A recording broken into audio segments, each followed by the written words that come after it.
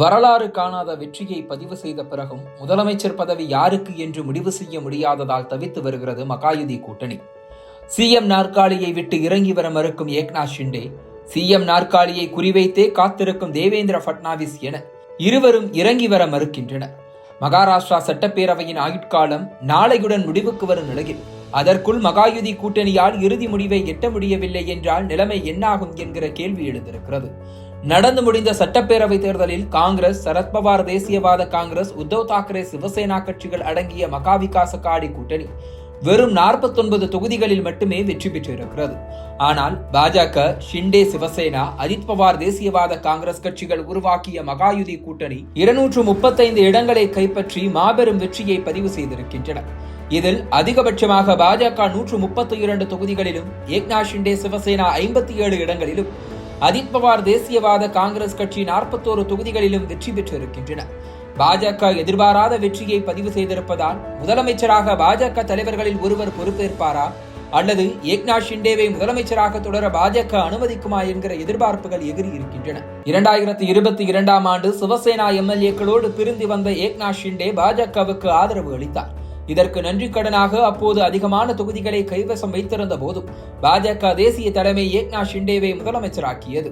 ஏற்கனவே பாஜக ஆட்சியில் முதலமைச்சராக பதவி வகித்திருந்த தேவேந்திர பட்னாவிஸை துணை முதலமைச்சராக்கியது. ஆனால் அப்போதே அதை ஏற்றுக்கொள்ள மறுத்தார் பட்னாவிஸ். பொதுவெளியில் தான் துணை முதலமைச்சர் அல்ல என கூறி பாஜக தேசிய தலைமைக்கு அதிர்ச்சி கொடுத்தார். அதன் பிறகு பாஜக தேசிய தலைமை நேரடியாக தலையிட்டு அவரை சம்மதிக்க வைத்தது. இதனால் இந்த முறை தேவேந்திர பட்னாவிஸ் விட்டுக் கொடுக்க மாட்டார் என்கின்றனர் அரசியல் விமர்சகர்கள்.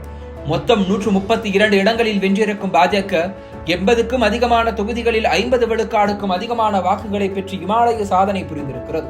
இதுவரை வரலாறு காணாத ஒரு வெற்றியை பெற்றுக் கொடுத்த தேவேந்திர பட்னாவிஸ் தான் முதலமைச்சராக வர வேண்டும் என பாஜக தலைவர்கள் அவரை நேரடியாக சந்தித்து வலியுறுத்த தொடங்கிவிட்டனர். ஆனால் என்னதான் 132 இடங்களில் வெற்றி பெற்றிருந்தாலும் அது தனி பெரும்பான்மையுடன் ஆட்சி அமைக்க தேவையான 145 தொகுதிகளை விட 13 இடங்கள் குறைவு. இதனால் கூட்டணி கட்சிகளின் ஆதரவையும் நாடி இருக்கிறது பாஜக. இதில் தேவேந்திர பட்னாவிஸ் முதலமைச்சராக ஆதரவு தெரிவிப்பதாக அஜித் பவாரின் தேசியவாத காங்கிரஸ் கட்சி கூறியிருக்கிறது. அந்த கட்சியின் வசம் 41 எம்எல்ஏக்கள் இருப்பதால் ஷிண்டேவின் உதவி இல்லாமலேயே பட்னாவிஸால் சிஎம் நாற்காலியை பிடிக்க முடியும். ஆனாலும் ஷிண்டேவை கைவிட மனமில்லாமல் தவிக்கிறது தேசிய பாஜக.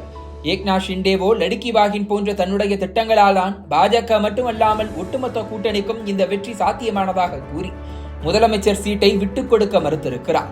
புதிதாக தேர்ந்தெடுக்கப்பட்ட சிவசேனா எம்எல்ஏக்களின் கூட்டத்தின் போது ஏக்நாத் ஷிண்டே முதலமைச்சராக வேண்டும் என முழக்கங்கள் வேறு எழுப்பப்பட்டிருக்கிறது. போதா குறைக்கு ஏற்கனவே ஏக்நாத் ஷிண்டே பட்னாவிஸுக்கு கீழ்தான் வேலை செய்ய வேண்டியிருக்கும் என பேசி தூண்டிவிட்டிருக்கிறார் உத்தவ் தாக்கரே. இதனால் முதலமைச்சர் பதவியை விட்டுக் கொடுக்க மனமில்லாமல் தவிக்கிறார் ஷிண்டே. ஆனால் பட்னாவிஸ் முதலமைச்சராவதில் உறுதியாக இருப்பதாக தகவல்கள் வெளியாகி வருகின்றன. அதிகமான தொகுதிகளை வைத்திருக்கும் பாஜக வசம் சிஎம் சீட்டை ஒப்படைத்துவிட்டு ஏக்நாத் ஷிண்டே விலகி நிற்பதுதான் கூட்டணி தர்மம் என குரல்கள் எழத் தொடங்கி இருக்கின்றன.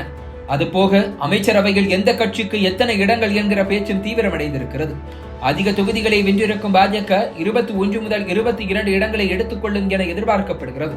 இரண்டாவது பெரிய கட்சியான ஷிண்டே சிவசேனாவுக்கு 12 அமைச்சர் பதவிகளும், அஜித் பவார் தேசியவாத காங்கிரசுக்கு 10 அமைச்சரவை பதவிகளும் கிடைக்கலாம் என எதிர்பார்க்கப்படுகிறது. முதலமைச்சர் பதவியோடு சேர்த்து அமைச்சரவை பங்கீட்டையும் உறுதி செய்வதற்கான பேச்சுவார்த்தை டெல்லி பாஜக தலைமையோடு தொடங்கி இருக்கிறது. ஷிண்டேவுக்கு சிஎம் பதவி கிடைக்குமா அல்லது சுழற்சி முறையில் முதலமைச்சர் என்கிற வழியை பாஜக பரிந்துரைக்குமா என்பதை பொறுத்திருந்துதான் பார்க்க வேண்டும்.